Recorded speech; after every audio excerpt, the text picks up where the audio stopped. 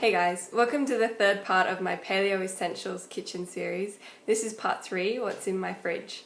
So I've already covered what's in my kitchen and what's in my pantry, and today we're going to be looking at all the stuff that's in my fridge that helps me stay on the paleo diet and eat clean. Now, as you guys know, the paleo diet includes no dairy, no grains, and no sugar. It's clean eating at its finest. And unfortunately, my fridge is not the perfect story of that, but I'll explain more about that once we start looking at it.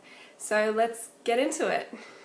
Hey guys, so I'm going to go handheld for this video so that we can kind of get through everything relatively quickly and easily, and you'll be able to see everything that I'm pointing at. This is the top shelf of my fridge, and as you can probably see, there are a few unusual things in here already. On the left there is sauerkraut, and it's made with cabbage and also with carrot. And basically what happens is they put a whole lot of grated up carrot and cabbage inside the bottle, and then they add some good probiotic bacteria. And it's really great on top of meat, like roast meats or grilled meats and that sort of thing, and it's amazing. It's really tasty and salty and wonderful, and it's a really good probiotic as well. So it's a great dairy-free probiotic if you've been having like yogurt as your main source of probiotic and now you don't want to have dairy anymore. It's a great alternative. So that's it there. Next to it is kombucha, which is also a probiotic. It is a probiotic drink that has got it's made from tea and sugar, I think, and then they put good bacteria inside of it, and it makes like a fizzy drink. You can see there's bubbles on the top of it. It's kind of like drinking soda, but not quite the same.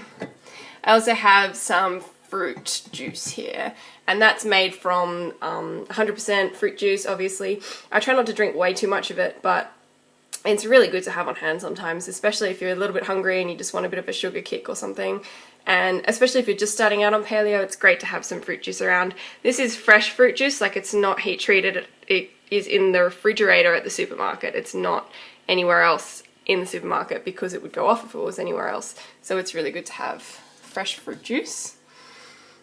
In here, in this Tupperware container here, I just have leftover almond meal from some of my almond milk making, and I throw that into smoothies and that sort of thing. And down the back, this is my loose leaf fruit tisane. It's a type of tea, and if I press down on that, you'll see the tea leaves inside of it. And I keep that in the fridge. It's just basically a cold, fruity drink. I'm going to make a video on tea, and you'll learn all about what this is and how to make it yourself. It's really tasty and a really good alternative to juice as well. Down the back I have some green tomato chutney, which a friend of mine made, and you can see apples, tomatoes, onions, chilies, ginger, apple cider vinegar, honey, salt, and sultanas. Yum! And also some cod liver oil. Now, I was taking this brand of cod liver oil, but it has a whole lot of crap in it, including soy products, and so I've stopped taking it, and I'll show you what I'm taking instead, but it's still in the fridge because I haven't quite finished it yet. And here is some old-fashioned chili sauce from Korea. In this drawer here, I have coconut cream, and I use it in most of my, when I drink tea, like hot tea, I use this as my creamer. I also have some leafy greens, that's red Russian kale, and then back here I have a salad leaf mix. And then here is some eggs, and they're farm fresh eggs from a friend of mine that I buy, and they're fantastic, really nice, and it's so important to get fresh farm eggs and not the battery hen type eggs. And at the bottom here I have a giant zucchini, which I'm going to be making probably zucchini pizza or zucchini pasta out of. I love getting the giant ones. Look at the size of it. It takes up my whole fridge. My fridge isn't huge, by the way, you can probably see. And then in the bottom here I just have some lettuce and tomatoes and some squash and cucumber and eggplant and some capsicums. Yum! Okay, so going over to the fridge door section, I have 2 pure organic milks. I am trying to stop dairy, however, other members of my household do not believe that dairy stopping is necessary. So there is still milk in the fridge, and it is seriously my downfall. I wish I could get rid of it, because then I wouldn't cheat so much, but there you go. I also have, this is the cod liver oil that I'm now taking. I know that taking fermented cod liver oil is better than taking this kind of cod liver oil for vitamin D and for vitamin A, but this is the one that I can get in where I live at the moment, and it's really hard to find really healthy and unusual foods like this, so I'm doing well to have just found this, obviously. And then here I have a bottle of water, and I like to keep cold water, especially in summer like it is at the moment. I have some sweet chili jam, some Tabasco sauce, my date spread, and a few other chili pastes. That one there is a homemade chili one, and then some more sweet chili jam and some mint sauce. And then up top I have some eggs. Yay! And then I also have some butter for cooking. Now I try and get farm fresh and Australian butter, and I try and get organic as well, but it's really difficult. This is a Tasmanian butter. It's not organic, but it's in the process of becoming an organic one, so it's as good as I can find at my local food place. So that's everything inside my fridge, and I think I'm going to pull out the stuff in my freezer because I don't really want to sit in front of my freezer, and I'll show you everything else that's in that. So I'll be right back.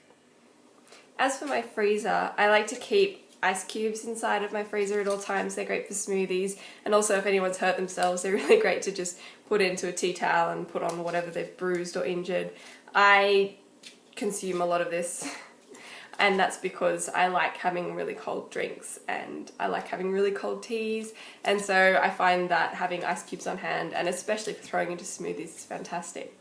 I've also got some lamb chops. I eat a fair bit of meat, and this is what's in my freezer at the moment. I will probably have this for dinner tomorrow night, or maybe the night after that. I keep meat in my freezer rather than in my fridge because I don't like the idea of them going off. If I've bought it that day and I'm going to have it for dinner that night, then I'll keep it in my fridge, but otherwise it definitely goes into my freezer. I also have some chicken liver, which is frozen into a Ziploc bag. I had twice the amount, but I've already made a batch of chicken liver pate and consumed it, and this is for next batch. I also have some lamb liver in my freezer, which just pretty much looks the same but larger. I keep my mixed berries frozen in my freezer as well. I find that the frozen berries are definitely cheaper than the fresh berries, and once they go into a smoothie it all tastes the same anyway, and it adds an extra level of icy freshness to your smoothies when you use berries. I keep some coffee in my freezer as well, and that's because I don't really drink coffee, and it keeps it nice and fresh for when guests come over and they want coffee. And I also keep stock in my freezer. Now I freeze stock in little containers like this. I make them myself from bones, which I'll show you in a minute. I've got some bones in my freezer, and I freeze them into little trays like so, and then when I want some I can just boil up a cup of water or a bowl of water or something and just sit that in the bowl of water. It'll melt around the outside and I can just toss it straight into my food. I find that doing one serving sized freezing batches of stock is definitely the easiest way to go when you're cooking, because you can just defrost one dose's worth and you don't need to worry about the rest of it when you're going to eat it, and so on and so forth. So it's really good to do that with chicken stock. I've also got this Tupperware container which is filled with bones from various meals and that sort of thing. That will eventually go in to make stock. And then I also have a massive bag of bones here as well, which I got from the butcher. And these are being frozen away in my freezer, ready for when I next make lamb stock, because these are lamb bones. And they were actually marked down as pet bones. And I asked the butcher, you know, are they clean and fresh enough to use in stocks and for human consumption? And he was like, yeah, I've just basically boned the cuts of meat off of these bones, and then this is what's left over. This is the stuff that people don't want. And it's literally just like leftover bits of gross, like sinewy parts, but that's the best stuff for chicken stock and for lamb stock and any other kind of stock, because that's got the cartilage in it and it's got all those really good nutritious parts of the animal inside the bone marrow and all that sort of thing. So if you need to get some bones for stock making and you don't really have enough from meals that you've had lately, especially when you're having stuff like the lamb chops where the only bone is just this little round one here, it's good to be able to buy extra pet bones and that sort of thing for making stocks with. So I always have a stash of bones in my freezer, and it sometimes looks a little bit creepy if there's like big turkey legs and that sort of thing, but I cut them all up and I use them for stock making. And stocks are so nutritious and good for you. I will be posting up a recipe on how to make stock, and it's just fantastic, and you end up with these cool little frozen packs of stock, and your entire freezer will be completely filled with them, and you will think that you are a very, very good housewife or house husband and that you've done a fantastic job. So yeah, that's everything that's in my freezer. So that's basically what's in my fridge and what's in my freezer. My fridge and freezer are both really small, and I find that that's really good to keep things fresh and to keep things healthy. When you're on the paleo diet, you're not really supposed to have any foods with a lot of sugar or preservatives in them. And so all of the ingredients that are in my fridge are relatively fresh and won't keep for a very long time, which means that I can have a small fridge. With larger fridges, I tend to find that all the stuff that I don't eat regularly or that isn't being finished off is pushed to the back of the fridge and forgotten until it turns into a disgusting moldy mess.